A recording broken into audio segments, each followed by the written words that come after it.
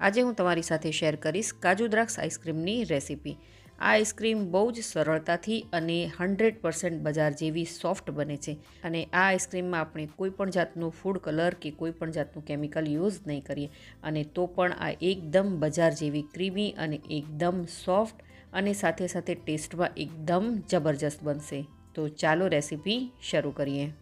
નવી રેસીપી શીખવા માટે મારી ચેનલને સબસ્ક્રાઈબ કરજો અને બાજુમાં આપેલા બેલ આઇકોનને જરૂરથી પ્રેસ કરજો એટલે નવી રેસીપીના નોટિફિકેશન સૌથી પહેલાં તમને મળે। તો સૌથી પહેલાં આપણે જેમાં દૂધ ગરમ કરવાનું છે તે તપેલી અથવા તો જે વાસણ લઈશું તેનું જે તળિયું છે તે જાડું હોવું જોઈએ। હવે તેમાં 1 કપ જેટલું આપણે દૂધ એડ કરીશું। દૂધ અહીં આપણે ફૂલ ફેટવાળું જ લેવાનું છે, ગાયનું દૂધ આપણે નથી વાપરવાનું અને દૂધ આપણે અહીં કાચું જ લેવાનું છે।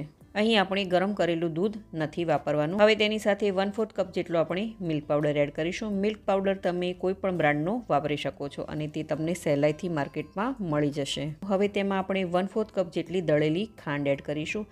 અહીં મેં રેગ્યુલર ખાંડને આવી રીતે દળી અને તૈયાર કરી અને ત્યારબાદ તેને એડ કરી છે। હવે તેમાં 1 મોટી ચમચી જેટલો કોર્નફ્લોર એડ કરીશું। અહીં જો તમે વ્રત ઉપવાસ માટે આ આઈસ્ક્રીમ બનાવતા હોય તો તમે કોર્નફ્લોર ના નાખતા, તો તેની જગ્યાએ તમે 3 મોટી ચમચી જેટલો મિલ્ક પાવડર એડ કરી લેજો। હવે આ બધી જ વસ્તુને દૂધમાં સરસ એવી મિક્સ કરી લઈએ। વિસ્કરની મદદથી આવી રીતે સરસ તેવું મિક્સ કરી લેવાનું છે, કારણ કે તેમાં એક પણ ગુઠલી ન રહેવી જોઈએ, તો એ વાતનું તમારે ખાસ ધ્યાન રાખવાનું છે। તો તમે જોઈ શકો છો કે દૂધનું મિશ્રણ આપણું રેડી થઈ ગયું છે અને તેમાં એક પણ ગોઠલી નથી રહી। હવે આ દૂધના મિશ્રણને આપણે ગેસ પર રાખી દઈશું અને ગેસની ફ્લેમ આપણે લો ટુ મીડિયમ પર કરી દઈશું અને તેને કન્ટિન્યુ આવી રીતે હલાવતા રહીશું, નહીંતર દૂધ છે તે નીચે તળિયે ચોંટી જશે। અહીં દૂધને આપણે 4 થી 5 મિનિટ સુધી કૂક કરવાનું છે। દૂધમાં એક ઉભરો આવી જાય ત્યાં સુધી અને ત્યારબાદ આપણે 30 થી 40 સેકન્ડ સુધી આ દૂધને ઉકાળવાનું છે। તો તમે જોઈ શકો છો કે દૂધમાં સરસ એવો એક ઉભરો આવવા લાગ્યો છે અને 30 સેકન્ડ બાદ આપણે દૂધને ફરી આપણે ઉકાળવાનું છે। તો અહીં જુઓ, દૂધનું મિશ્રણ આપણું રેડી થઈ ગયું છે। હવે ગેસને આપણે બંધ કરી લઈએ અને તેને બિલકુલ ઠંડુ થવા માટે રાખી દઈએ। હવે આપણે એક બાઉલ લઈશું અને તેમાં પહેલાં આપણે 1 કપ જેટલી વ્હીપ ક્રીમ એડ કરીશું। અહીં આ ક્રીમ એકદમ ચિલ્ડ હોવી જોઈએ। ફ્રીઝરમાં રાખેલી આ વ્હીપ ક્રીમ આપણે ઉપયોગ નથી કરવાનો। હવે એક ઇલેક્ટ્રિક બીટરની મદદથી આપણે આ ક્રીમને બીટ કરી લેવાની છે।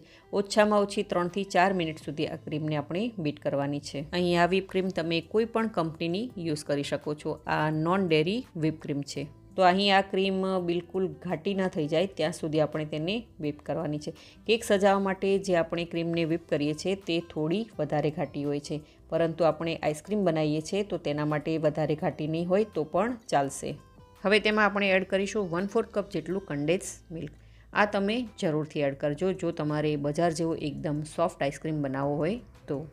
હવે આપણે જે દૂધનું મિશ્રણ બનાવીને રેડી કર્યું હતું તે બધું જ આપણે તેમાં એડ કરી લેવાનું છે। ધ્યાન રહે કે આ દૂધનું મિશ્રણ છે તે બિલકુલ ઠંડુ હોવું જોઈએ। હવે તેની સાથે આપણે એડ કરીશું 1 નાની ચમચી જેટલું વેનીલા એસેન્સ। હવે બીટરની મદદથી આપણે ફરીથી એકવાર તેને બીટ કરી લઈએ। અત્યારે તો આપણે તેમાં વેનીલા એસેન્સ નાખ્યું છે, તો આ વેનીલા એસેન્સનો આઈસ્ક્રીમ આપણો રેડી થઈ ગયો છે અને આની અંદર તમે કોઈ પણ જાતના ફ્લેવર એડ કરીને કોઈ પણ આઈસ્ક્રીમ તમે બનાવી શકો છો, એટલે કે આપણો આ બેઝિક આઈસ્ક્રીમ રેડી થઈ ગયો છે। હવે મેં અહીં થોડા કાજુના ટુકડા લીધા છે, તેને એડ કરી લઈએ અને તેની સાથે મેં થોડી દ્રાક્ષ લીધી છે, તેને પણ આપણે એડ કરી લઈએ અને આ બધી જ વસ્તુને સારી રીતે મિક્સ કરી લઈએ। હવે આપણે શું કરીશું કે એક એરટાઇટ કન્ટેનર લઈશું અને આ બધું જ આઈસ્ક્રીમનું મિશ્રણ તેમાં એડ કરી લઈએ। હવે ઢાંકણ ઢાંકી અને ફ્રીઝરમાં આપણે 2 થી 3 કલાક સુધી તેને સેટ થવા માટે રાખી દઈએ। તો લગભગ 3 કલાક જેટલો સમય થઈ ગયો છે અને આઈસ્ક્રીમને મેં બહાર કાઢી લીધો છે અને તેને મેં બાઉલમાં કાઢી લીધો છે। હવે બીટરની મદદથી ફરીથી આપણે 3 થી 4 મિનિટ સુધી તેને બીટ કરી લઈએ। તમે આ રેસીપી કઈ સિટી, કયું સ્ટેટ અને કઈ કન્ટ્રીમાંથી જોઈ રહ્યા છો મને કમેન્ટ કરીને જરૂરથી જણાવજો। તો તમે જોઈ શકો છો કે આઈસ્ક્રીમ મેં સરસ એવો બીટ કરી લીધો છે। હવે ફરીથી આપણે એરટાઇટ કન્ટેનર લઈશું અને આ બધું જ આઈસ્ક્રીમનું મિશ્રણ આપણે તેમાં એડ કરી દઈએ। તો અહીં આઈસ્ક્રીમનું મિશ્રણ છે તે મેં ડબ્બામાં એડ કરી લીધું છે અને હવે તેને પર આપણે થોડા એવા કાજુના ટુકડાથી અને થોડી એવી દ્રાક્ષથી ગાર્નિશ કરી લઈએ। હવે ઢાંકણ ઢાંકી દઈશું અને આઈસ્ક્રીમને સેટ થવા માટે આપણે ફ્રીઝરમાં રાખી દઈશું। 10 થી 12 કલાક સુધી અથવા તો આખી રાત સુધી આપણે તેને ફ્રીઝરમાં રાખવાનું છે। તો લગભગ 12 કલાક જેટલો સમય થઈ ગયો છે અને આઈસ્ક્રીમ આપણો સરસ એવો સેટ થઈ ગયો છે। તો હવે સ્કૂપરની મદદથી આઈસ્ક્રીમને આપણે આવી રીતે નીકાળીશું અને ત્યારબાદ તેને સર્વ કરીશું. જ્યારે પણ કોઈ પણ આઈસ્ક્રીમ અથવા તો કોઈ પણ ગુલ્ફી તમે ફ્રીઝરમાં સેટ થવા માટે રાખો ત્યારે હંમેશા તેનું ટેમ્પરેચર એટલે કે ફ્રીઝનું ટેમ્પરેચર છે તે હાઈપર કરવાનું છે. તો એ વાતનું ખાસ ધ્યાન રાખવાનું. ખૂબ જ ટેસ્ટી અને એકદમ ડિલિશિયસ આઈસ્ક્રીમ બનીને આપણો રેડી છે. બિલકુલ 100% સોફ્ટ બજાર જેવી જ આઈસ્ક્રીમ બની છે અને તેનો ટેસ્ટ પણ ખૂબ જ સરસ આવ્યો છે. તો બાળકોથી લઈ મોટાને આ બધાને જ આ કાજુ દ્રાક્ષવાળો આઈસ્ક્રીમ ખૂબ જ ભાવશે. તો તમે આ રેસીપી એકવાર જરૂરથી ટ્રાય કરજો.